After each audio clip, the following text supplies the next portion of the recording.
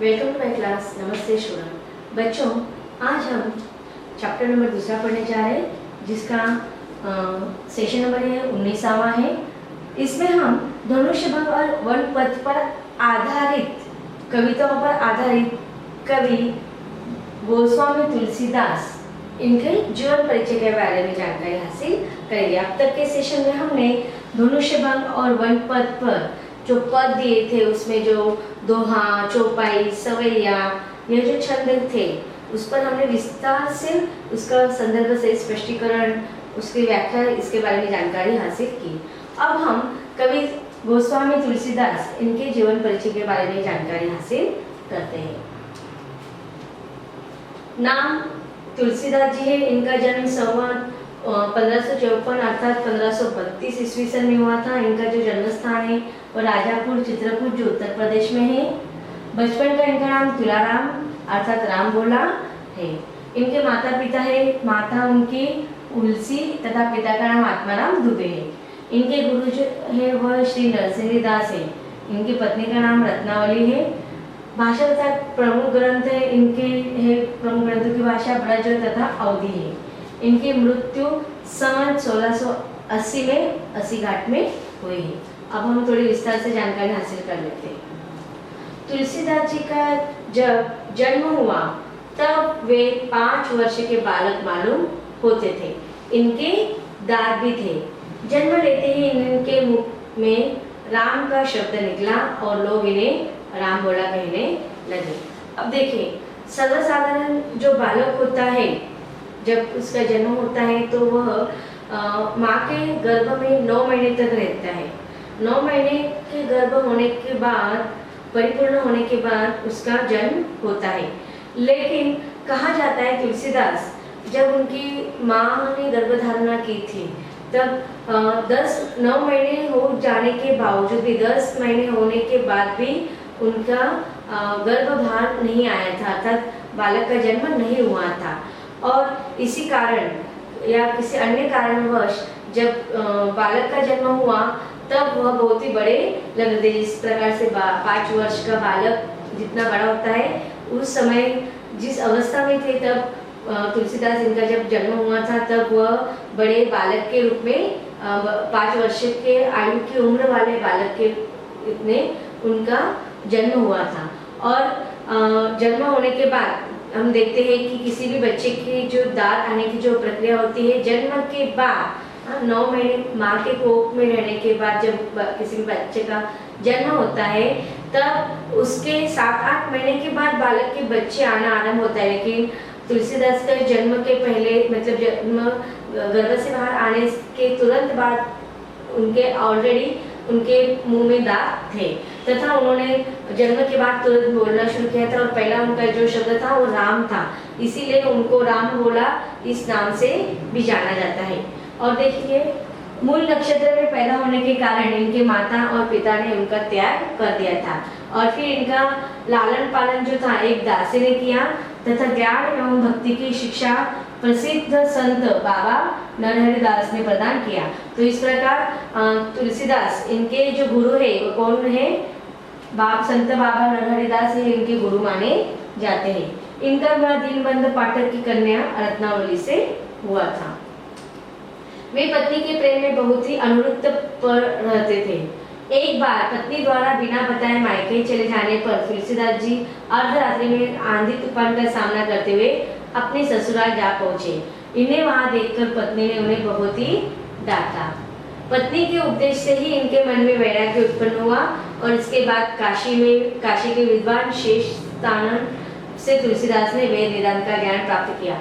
अब देखिए, एक जो घटना है, इस घटना के अनुसार कहा जाता है कि तुलसीदास जो थे वो अपने पत्नी से बहुत ही अत्यंत प्यार करते थे। वो बहुत ही पत्नी के अनुरक्त हो चुके थे और अपने पत्नी का विरह वह सहन नहीं कर पाते थे। एक बार उनकी पत्नी बिना उनको बताए मायके चली गई तो वह उनके पत्नी के विरह में इतने व्याकुल हो गए कि उस समय रात्रि में इतना तूफान आ रहा था, नदी में भी तूफान आई थी, आंधी आई थी और ऐसे आंधी तूफान में वो नदी को छलांग करके, नदी को पार करके अपनी पत्नी को मिलने के लिए जाते हैं। और उस समय उनकी पत्नी को बहुत गुस्सा आता है और वो उनको उनकी अनुरक्ति पर बहुत डांट फटकार करती है और उनसे वांछनीय बातें करते कि वो आप मतलब लज्जास्पद बातें करते कि आप पत्नी के बिना रह नहीं सकते, उसके पत्नी के अलावा भी आपके जीवन में और कार्य अच्छे होने चाहिए, ऐसे वैसे। तो उस समय उन्होंने अपना उस सांसारिक जीवन से परित्याग कर दिया और तब से उन्होंने अपना मन काव्य में लगा दिया। उन अनेक तीर्थों का भ्रमण करते हुए श्री राम के पवित्र चरित्र का गान करने लगे। इनका समय काशी, अयोध्या और चित्रकूट में अधिक व्यतीत हुआ। सन 1680 श्रावण कृष्ण पक्ष पर तृतीय शनिवार को 80 घाट पर तुलसीदास राम राम कहते हुए परमात्मा में विलीन हो गए। और एक बार जब वो परमात्मा में अपना मन लगा दिया तो जीवन के अंत तक उन्होंने राम को अपने साथ ही रखा, राम को उन्होंने अपने से अलग नहीं किया, अर्थात राम के ईश्वर के भक्ति को। इनकी रचनाएं, प्रमुख रचनाएं में रामचरितमानस, विनय पत्रिका, कवितावली, दोहावली, गीतावली, बर्वे रामायण, जानकी मंगल, रामलला नहचु, वैराग्य संदीपनी, कृष्ण गीतावली, पार्वती मंगल, रामाज्ञा प्रश्न, हनुमान भाव, ये इनकी प्रमुख रचनाएं हैं। अब देखिए हमने संक्षिप्त में उनके बारे में जानकारी हासिल कर ली है। अब हम भाषागत और साहित्यिक रूप में उनका वर्णन हासिल करते हैं। आपको प्रश्न पूछा जा सकता है कि तुलसीदास की जीवनी पर प्रकाश डालते हुए उनकी कृतियों का उल्लेख कीजिए या उनके साहित्य में स्थान क्या है। अब देखिए आपको प्रश्न पूछा जा सकता है कि तुलसीदास की जीवनी पर प्रकाश डालते हुए उनकी कृतियों का उल्लेख कीजिए। तब आप प्रश्न में किस प्रकार से उत्तर लिखने चाहिए इस प्रश्नों के, उसकी हम संक्षिप्त जानकारी देखते हैं। गोस्वामी तुलसीदास भक्ति काल के राम भक्ति काव्यधारा के प्रतिनिधि कवि थे। इनकी भक्ति दास्य भाव की थी। इन्होंने श्री राम के शील, शक्ति और सौंदर्य के समन्वित रूप का अवतारणा की। अब देखिए उत्तर लिखते समय अगर आपको कोई महत्वपूर्ण पंक्ति लगती है तो उसको आप अंडरलाइन कर सकते हैं। अब यहाँ पर देखो श्री राम के शील, शक्ति और सौंदर्य के समन्वित रूप की अवतारणा की, इसको आप अंडरलाइन कर सकते हैं। जो आपको इम्पोर्टेंट लगते हैं ऐसे वाक्यों को, शब्दों को आप अच्छे से अंडरलाइन कर सकते हैं पेंसिल के द्वारा। एक सिद्ध कवि थे जो देश और काल की सीमाओं को लांघ चुके थे। मानव प्रकृति के जितने भी रूपों का हृदयग्राही वर्णन इनके काव्य में मिलता है वैसा अन्यत्र उपलब्ध नहीं है। इनका रामचरितमानस मानव संस्कृति का अमर काव्य माना जाता है। आगे उत्तर कंटिन्यू करेंगे आप। गोस्वामी तुलसीदास जी का जन्म, अब आप उनके देखो संक्षिप्त में उनके बारे में जानकारी हमने उत्तर में लिखा। अब उनके जीवन परिचय के बारे में देखते हैं। गोस्वामी तुलसीदास का जन्म सन 1532 ईस्वी सन भाद्रपद शुक्ल पक्ष एकादशी सन 1579 में बांदा जिले के राजापुर ग्राम में हुआ था। कुछ विद्वान इनका जन्म एटा जिले के सोरो ग्राम में मानते हैं। तुलसी सर्वपालीन ब्राह्मण थे। इनके पिता आत्माराम दुबे तथा माता तुलसी अभुक्त मूल नक्षत्र में उत्पन्न होने के कारण उनके माता पिता ने इनका त्याग कर दिया था। इनका बचपन अनेकानेक आपदाओं के बीच में व्यतीत हुआ। सौभाग्य से इनको बाबा नरहरिदास जैसे गुरु का वरद हस्त प्राप्त हो गया। इन्हीं की कृपा से इनको शास्त्रों के अध्ययन, अनुशीलन का अवसर मिला। स्वामी जी के साथ ये काशी आए थे जहाँ परम विद्वान महात्मा शेष सनातन जी के इन्हें वेद, वेदांत, दर्शन, इतिहास, पुराण आदि में निष्णात कर दिया। तुलसी का विवाह दीनबंधु पाठक की सुंदर और विदुषी कन्या रत्नावली से हुआ था। इन्हें अपनी रूपवती पत्नी से अत्यधिक प्रेम था। एक बार पत्नी द्वारा बिना कहे मायके चले जाने पर अर्धरात्रि में आंधी तूफान का सामना करते हुए ये अपने ससुराल जा पहुंचे। इस पर पत्नी ने इनकी निर्वत्सना की। अस्ति चर्म मई देह मम तामे ऐसी प्रीति तैसी जो श्री राम होती न तो भवभीति। अब देखिए यहाँ पर उनकी पत्नी ने उनके उपालंब किया, निर्वत्सना की कि मनुष्य का शरीर कैसा होता है कि आप तुलसीदास जी उनकी पत्नी की शरीर पर प्रेम करते थे, इसलिए वो कहते कि अस्थि चर्म मय देह मम, कि अस्थि और चमड़े के शरीर पर तुम्हारा इतना मम है, इतना स्नेह है, तामे ऐसी प्रीति कि तुम्हारा इस प्रीति कोई काम की नहीं है। अगर वही प्रीति तुम तैसी जो श्री राम मह होती न तो भवभीति, अगर तुमने वैसी प्रीति श्री राम के प्रति अगर दिखाएगी तो इस भव सागर से तुम तारण हो सकते हो। अपनी पत्नी की फटकार से तुलसी को वैराग्य हो गया। अनेक तीर्थों का भ्रमण करते हुए ये राम के पवित्र चरित्र का गायन करने लगे। अपनी अधिकांश रचनाएं उन्होंने चित्रकूट, काशी और अयोध्या में ही लिखी है। काशी के 80 घाट पर सन 1623 ईस्वी सन में अर्थात श्रावण शुक्ल पक्ष सप्तमी सन 1680 ईस्वी सन में इनकी प्रार्थी लीला का संवरण हुआ। इनकी मृत्यु के संबंध में निम्नलिखित दोहा प्रसिद्ध है। संवत 1680 अस्सी गंग के तीर, श्रावण शुक्ल सप्तमी तुलसी तजो शरीर। अब उनके कृतियों के बारे में संक्षिप्त जानकारी हासिल कर लेते हैं। तुलसीदास जी द्वारा रचित 12 ग्रंथ प्रामाणिक माने जाते हैं, जिनमें से श्री रामचरितमानस प्रमुख है। इनकी रचनाओं का विवरण हम देखते हैं। पहला श्री रामचरितमानस तुलसीदास जी का सर्वश्रेष्ठ ग्रंथ है। इसमें मर्यादा पुरुषोत्तम राम के पावन चरित्र के द्वारा हिंदू जीवन के सभी महान आदर्शों की प्रतिष्ठा हुई है। अगर आपको तुलसीदास की कृतियों के संक्षिप्त विवरण पर प्रश्न पूछे जाते हैं तो आपका ये उत्तर उसमें आप इंक्लूड कर सकते हैं।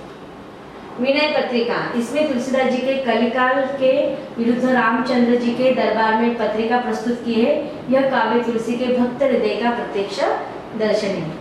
तीसरा है कवितावली, यह कवित्व सवैया में रचित श्रेष्ठ मुक्तक काव्य है। इसमें रामचरित के मुख्य प्रसंगों का मुक्तकों में क्रम पूर्वक वर्णन किया है और यह जो कवितावली जो है ब्रज भाषा में रचित ग्रंथ है। अगला है गीतावली, यह वेद में ब्रज भाषा में रचित सुंदर काव्य है। इसमें प्राय सभी रसों का सुंदर परिपाक हुआ है तथा अनेक राग रागिनियों का प्रयोग मिलता है। यह जो रचना है वो पूरे 230 पदों में निबद्ध है। कृष्ण गीतावली, अगला है इनका रचना, यह कृष्ण की महिमा को लेकर 61 पदों में लिखा गया ब्रज भाषा का काव्य है। अगला है इनका बर्वे रामायण, बर्वे छंदों में रामचरित का वर्णन करने वाला है एक लघु काव्य है। इसमें अवधी भाषा का प्रयोग किया गया है। इसके बाद रामलाला नहचू, सह लोकगीत शैली में सोहर पद छंदों का लघु पुस्तिका है जो इनकी प्रारंभिक रचना मानी जाती है। इसके बाद वैराग्य संदीपनी, इसमें संतों के लक्षण दिए गए हैं। इसमें 3 प्रकाश है। पहले प्रकाश में 6 छंदों में मंगलाचरण है, दूसरे प्रकाश में संत महिमा का वर्णन है और तीसरे में शांति भाव का वर्णन किया गया है। 9वां है इनका जानकी मंगल, इसमें सीताजी और श्री राम के शुभ विवाह का उत्सव का वर्णन किया गया है। 10वां इनका पार्वती मंगल, इसमें पूर्वी अवधि में शिव पार्वती की विवाह का काव्यमय वर्णन मिलता है। अगला है इनका दोहावली, इसमें दोहा शैली में नीति, शक्ति, नाम, महात्म्य और राम महिमा का वर्णन किया गया है। अगला है इनका 12वां रामाज्ञा प्रश्न, यह शकुन विचार की उत्तम पुस्तक है। इसमें 7 सर्ग है।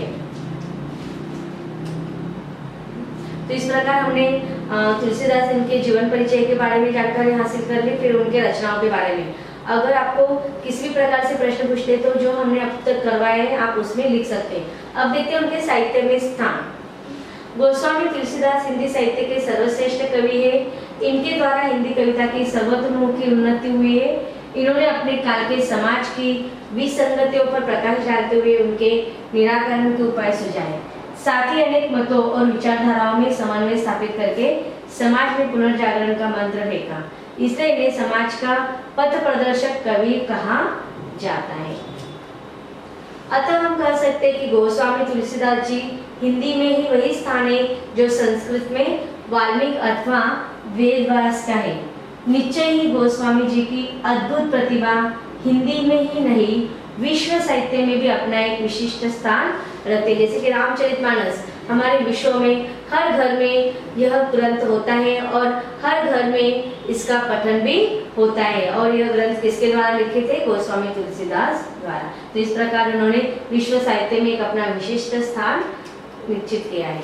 तो बच्चों इस प्रकार हमने गोस्वामी तुलसीदास इनके जीवन परिचय के बारे में जानकारी हासिल की है और अब तक के सेशन में हमने उनके धनुष्यभंग और वन पद पर इन पदों को भी विस्तार से पढ़ लिया है। यह पाठ यहीं पर खत्म होता है। धन्यवाद।